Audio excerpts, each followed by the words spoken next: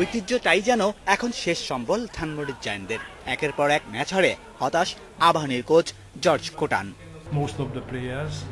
খেলোয়াড়রা জাতা লেভেলের, ওরা গোলবাড়ি চেনে না।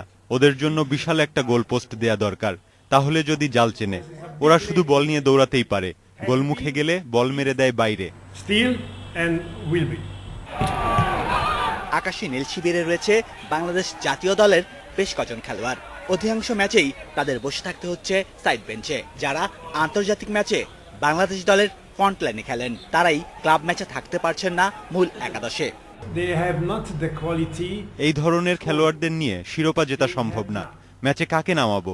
সবাই এক, গোল করার সামর্থ্য নেই কারো। শুধু ফুটবলারদের ওপরই নয়, রেফারিং নিয়েও সমালোচনা করেন বাংলাদেশ জাতীয় দলের সাবেক এই coach. Shamim Ahmed, independent news, Dhaka.